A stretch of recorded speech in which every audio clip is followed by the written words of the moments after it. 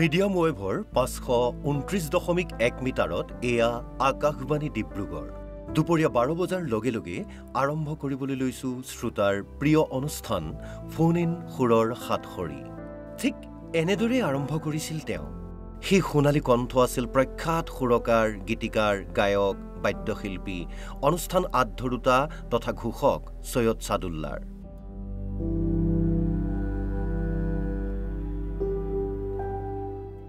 আকাশবাণী ডিব্ৰুগড় কেন্দ্ৰৰ সেই চিৰ পৰিচিত কণ্ঠ তথা 60-70 দশকৰ জনপ্ৰিয় বেণ্ড দ্য কুইভাৰ্ছৰ অন্যতম সদস্য সৈয়দ সাদুল্লাহ আৰু নাই। ঠিক যেন মন্দিৰা শৰ্মা লাহিৰীৰ কণ্ঠত নিগৰি অহা তেওঁ সুৰ কৰা সেই গীতটোৰ দৰেই অহাৰ দৰে উভতি আঁতৰি গলা।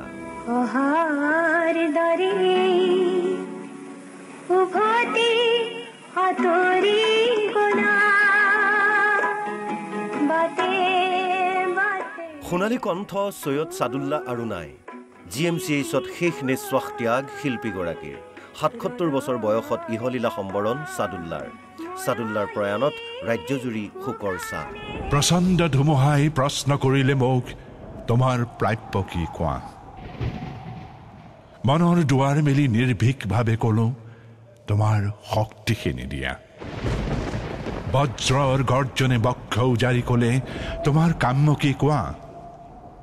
মই কলো বজ্ৰক, তোমাৰ শক্তিশালী উদাত্ত কণ্ঠটি দিয়া। ডিব্ৰুগড়ৰ নালিয়াপুলৰ বাসিন্দা প্ৰখ্যাত সংগীতজ্ঞ, অভিনেতা, কবি তথা নাট্যকাৰগৰাকী কিছুদিন ধৰি গুৰুতৰভাৱে অসুস্থ হৈ GMCHত চিকিৎসাধীন হৈ আছিল। জীৱনকালত কেৱল সংগীত, নাটক আৰু সাহিত্যৰ চৰ্চা কৰি যোৱা স্বনামধন্য অসমীয়াজনে মৃত্যুৰ পাছতো সমাজৰ উপকাৰ কৰি থৈ গ'ল, দান কৰি থৈ গ'ল তেওঁৰ চকুজুৰি। বৰ্তমান তেখেতৰ ইচ্ছামতে তেওঁ আগতে মানে এটা এয়া কৰি থৈছিলে, লিখি থৈছিলে যে মই কৰ্ণিয়াটো দিম। তো সেই ঘৰৰ মানুহে কোৱাৰ কাৰণে আমাৰ কৰ্ণিয়াত ডনেশ্যনৰ প্ৰচেছটো চলি আছে এতিয়া। সেইখিনি ওলোৱাৰ পিছত তেখেতৰ ঘৰৰ মানুহক আমি হেণ্ড অভাৰ কৰি দিম আৰু তেওঁলোকে ইচ্ছা কৰিছে যে ডিব্ৰুগড়ত লৈ যাম। 1948 চনত জন্ম হৈছিল সাদুল্লাৰ। যোৱা 25 অক্টোবৰত পালন কৰিছিল জন্মদিন। এয়া হৈছে জন্মদিন পালনৰ সেই সোণালী মুহূৰ্তৰ দৃশ্য।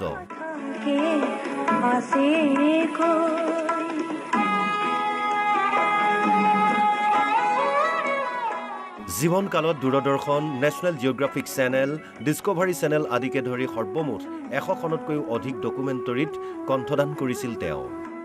এসময়ত প্ৰতি দেওবাৰে সন্ধিয়া 7:30 বজাত 15 মিনিটৰ বাবে সম্প্ৰচাৰিত আকাশবাণী ডিব্ৰুগড় কেন্দ্ৰৰ মনোৰঞ্জনধৰ্মী অনুষ্ঠান বৰ্ণালীৰ সঞ্চালক আছিল তেওঁ, যি অনুষ্ঠান অতি জনপ্ৰিয় হৈছিল।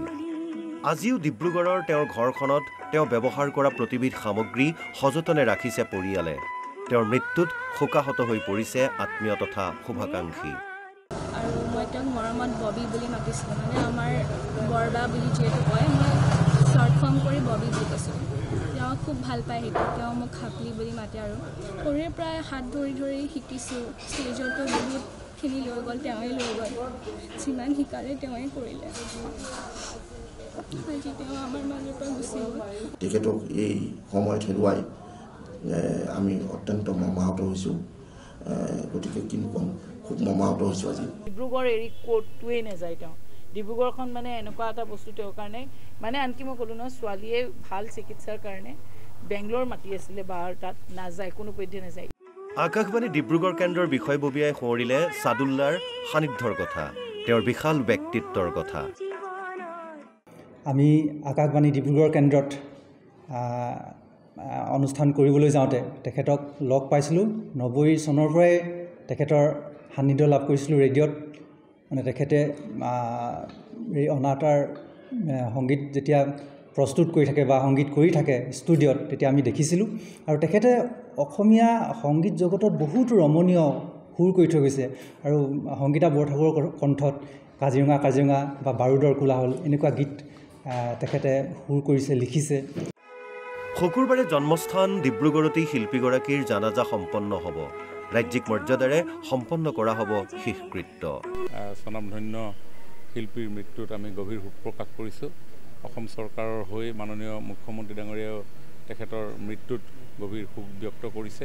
আৰু তেখেতৰ অহা কাইলৈ ডিব্ৰুগড়ত যি অন্তিম সৎকাৰ হ'ব, সেই সৎকাৰত অসম চৰকাৰৰ তৰফৰ পৰা হয় অসম চৰকাৰৰ তৰফৰ পৰা ৰাজ্যিক মৰ্যাদাৰে তেখেতক আমি সন্মান জনাম। এইগৰাকী স্বনামধন্য অসমীয়া সৈয়দ ছাদুল্লালৈ অসম লাইভ 24 পৰিয়ালৰ তৰফৰ পৰাও জনালো গভীৰ শ্ৰদ্ধাঞ্জলি। Bureau report Assam live 24।